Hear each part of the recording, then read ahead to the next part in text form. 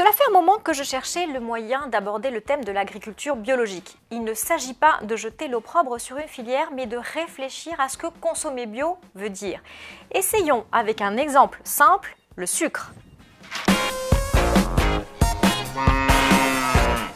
La consommation de sucre est relativement stable en France, un peu moins de 2 millions de tonnes. On entend par là le sucre alimentaire, c'est-à-dire les cubes de sucre, le sucre pour la cuisine et le sucre pour l'agroalimentaire. La consommation de sucre bio représente moins de 2% de ce total, mais c'est un marché qui croît très vite, plus de 20% par an, comme d'ailleurs l'ensemble du marché de l'alimentation bio.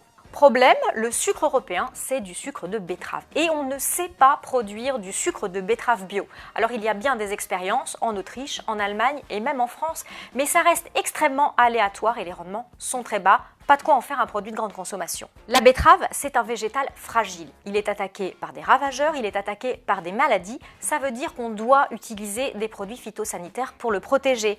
Les quantités ont beaucoup baissé. Elles ont baissé de 30% en 20 ans quand les rendements, eux, ont augmenté de 40%. Que se passe-t-il maintenant lorsqu'on achète du sucre bio? Eh bien, on achète du sucre de canne. C'est beaucoup plus facile de le cultiver de façon bio.